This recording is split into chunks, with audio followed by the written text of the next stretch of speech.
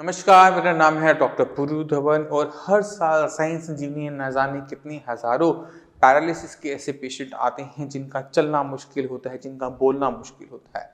ये जो पेशेंट आते हैं इनमें हम न जाने कितनों की हेल्प कर पाते हैं, मगर कुछ पेशेंट ऐसे भी होते हैं जिनमें हम मदद कम कर पाते हैं। तो ये जो पेशेंट जो बहुत तेज़ी से रिकवर करते हैं और वो पेशेंट जो धीरे-धीरे रिकवर करते हैं, इनके बीच में एक रेखा होती है, कुछ ऐसी कमियां होती हैं, ऐसी मिस्टेक होती हैं जो अक्सर एक पेशेंट कर बैठता है। इस वीडियो को बनाने के बारे में मैं कई दिनों से सोच रहा था कि इसको कैसे बनाया जाए, क्योंकि हर पेशेंट अलग अलग टाइप की गलतियां कर बैठता है और उसकी वजह से उसकी जो रिकवरी होती है वो नहीं आ पाती। तो आज मैं वही कोशिश करूंगा कि आपको और दूसरे पेशेंट की जो गलतियां की हुई हैं वो आपके सामने ला के रख सकूं, जिससे आप वो गलतियां ना करें और अपने पैरालिसिस की जो दिक्कत है, अपने लकवी की दिक्कत है, उसमें तेजी से रिकवरी कर सके, तेजी से आराम पा सके। तो हम एक एक करके और पेशेंट की गलतियों को लाएंगे जिससे आप सीख सके कि ये गलतियां आपने नहीं करनी। तो चलते हैं सबसे पहले सबसे कॉमन दिक्कत जो अक्सर मुझे देखने को मिलती है अपने प्रैक्टिस के अंदर। पेशेंट आता है, पेशेंट आके सबसे पहला सवाल में से ये पूछता है क्या ये बीमारी ठीक हो सकती है। क्योंकि जब भी वो आता है उसके माइंड में ये कंसेप्ट बन चुका होता है कि पैरालिसिस बीमारी ठीक नहीं हो सकती, ये एक ला इलाज बीमारी है। मगर एक बार अपनी जिंदगी के टाइम को एक बार घुमा के देखो, दोबारा फ्लैशबैक में जाओ, जब आपको ये दिक्कत शुरुआत हुई थी, जब आपको पहली बार स्ट्रोक पड़ा था, क्या आप उस दिन चलने लायक थे? क्या आप बोलने लायक थे? क्या आप उठने लायक थे? नहीं थे। मगर कुदरत की करिश्मा देखो कि वो जो इस बीमारी को आप ला इलाज मानते हो, जिस बीमारी में आपका दिमाग का हिस्सा बिल्कुल डैमेज हो चुका है, खत्म हो चुका है, उसके होने के बाद भी आपके दिमाग ने दोबारा से आपके हाथ पैर की मसल्स पे कमांड लेनी शुरू की। माना वो पूरा नहीं है, माना वो कंप्लीट आप में ताकत नहीं है, माना भी आप ढंग से नहीं चल सकते, मगर बदलाव तो आया। ये बदलाव क्यों आया, इसको समझना हर एक पैरालिसिस पेशेंट के लिए ज़रूरी हो जाता है, क्योंकि ये जो क्षमता है हर दिमाग के अंदर अपने अंदर हुए नुकसान को भरपाई करने की, अगर इसको थोड़ा सा आगे हम चलाते रहें, ये जो 6 महीने में रुक जाता है इसको थोड़ा लंबा करते रहें, तो क्या आप रिकवर नहीं कर सकते? क्या आपकी कोई भी क्षमता नहीं आ सकती? आ सकती है, मगर ज़रूरी क्या होता है अपने दिमाग को खुला रखने की कि आप ठीक हो सकते हो।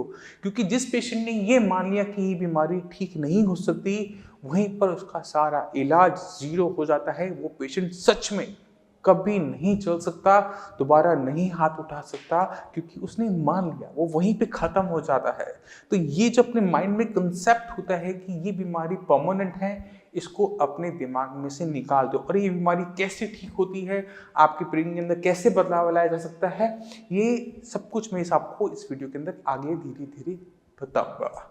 अब चलते हैं दूसरी सबसे बड़ी दिक्कत जो हमें देखने को मिलती है पैरालिसिस पेशेंट के अंदर, जो मिस्टेक्स करते हैं जो आपने नहीं करनी। जब पेशेंट ये मान लेता है कि बीमारी ठीक नहीं हो सकती, तो जो वो एक्सरसाइज कर रहा था, जो वो अपनी मसल्स को ठीक रखने के लिए जो फिजियोथेरेपी करवा रहा था, एक्सरसाइज करवा रहा था, वो थक जाता है और उसको बंद कर देता है।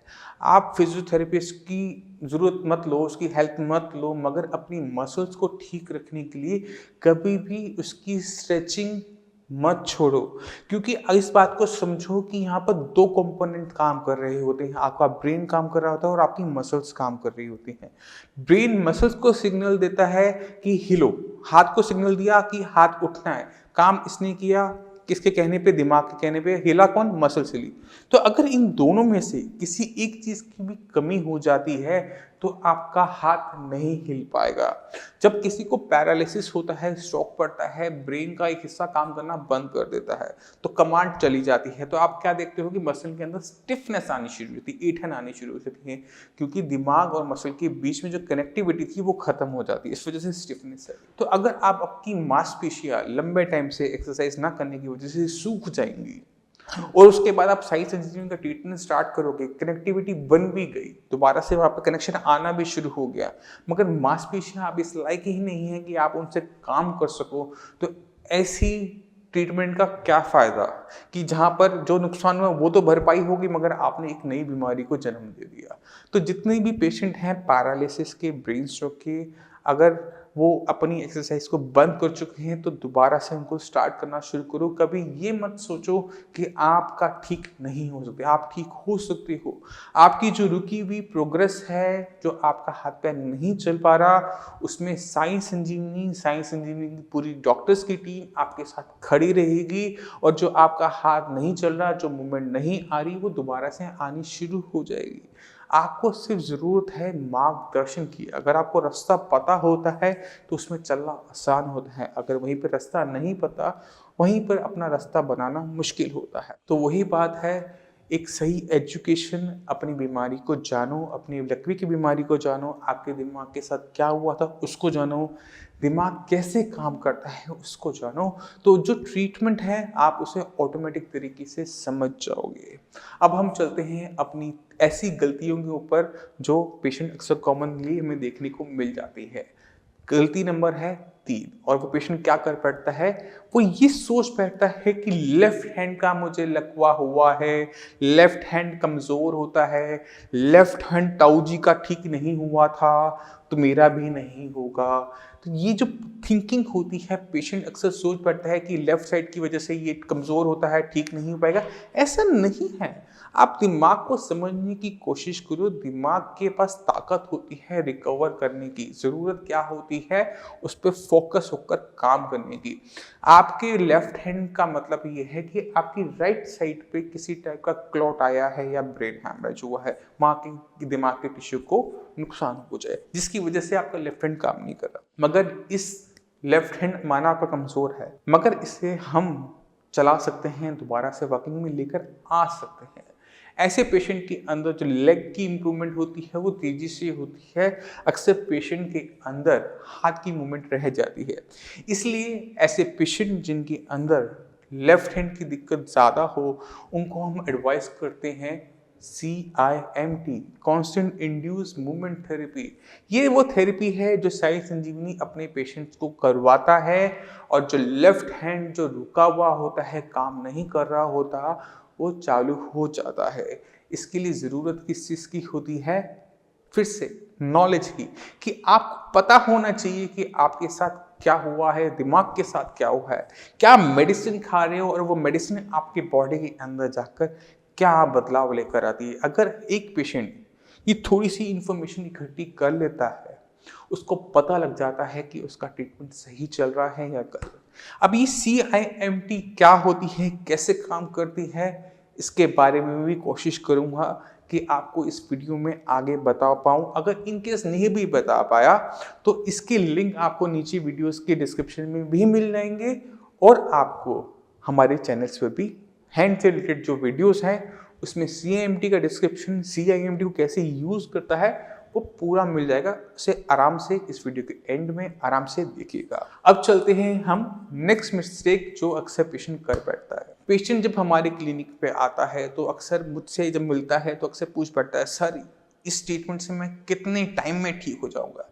ये ऐसा क्वेश्चन होता है जिसका आंसर देना सिर्फ मेरे लिए मुश्किल नहीं होता, जितने भी डॉक्टर हैं सभी के लिए मुश्किल होता है कि ये बता पाना कि पैरालिसिस का पेशेंट कितने टाइम में ठीक हो जाएगा।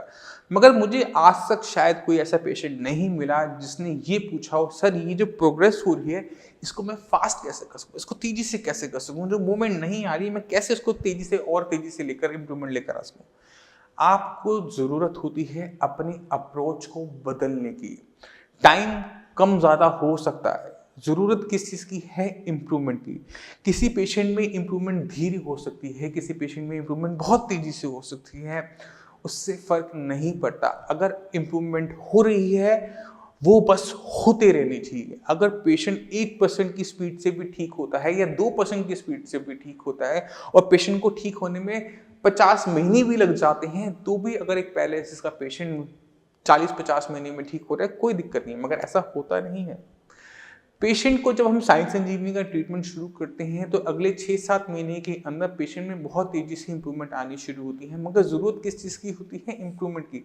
अगर आप में किसी भी ट्रीटमेंट से, मेरे ट्रीटमेंट से नहीं, किसी भी ट्रीटमेंट से इंप्रूवमेंट आ रही है उसे कंटिन्यू रखो, उसे छोड़ो मत, क्योंकि ये छोटा छोटा छोटा बदलाव आपकी ज़िंदगी में जब जुड़ता जाता है तो आप क्या देखते हो कि एट द एंड आप देखते हो कि जो इम्प्रूवमेंट है वो बहुत बड़ी हो चुकी।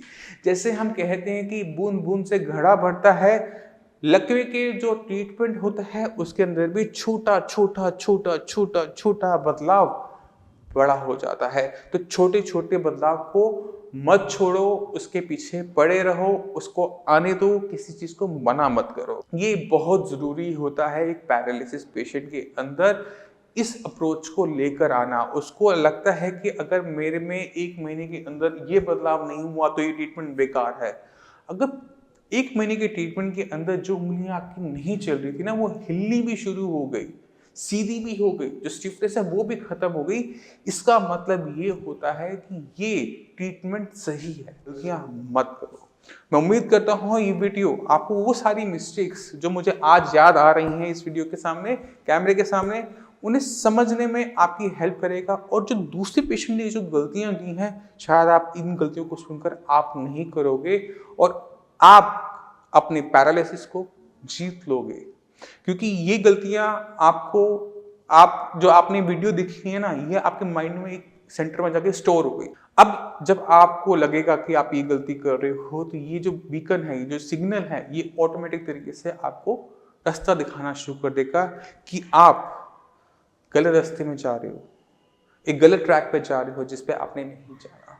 तो मैं उम्मीद करता हूँ ये वीडियो न जाने कितने पैरालिसिस के पेशेंट जो साइंस एंजिन का ट्रीटमेंट ले रहे हैं, चाहे साइंस एंजिन का ट्रीटमेंट नहीं ले रहे, उन्हें ऑन द ट्रैक सही रास्ते पे बने रहने में बहुत ज़्यादा हेल्प करने वाला है। फिर भी कोई भी डाउट हो, कुछ भी पूछना चाहते हो, तो हमेशा की तरह हमारे डॉक्टर्स आपके अवेलेबल हैं, आपके लिए अवेलेबल। आपने नीचे दी हुई नंबर पर कॉल करना है, उनसे अपनी परेशानी बतानी है, वो आपकी हेल्प करेंगे। टाइम लगता है, साइंस इंजीनियरिंग में डॉक्टर्स को आप तक पहुंचने में टाइम लगता है, क्योंकि नंबर ऑफ पेशेंट्स बहुत ज़्यादा है।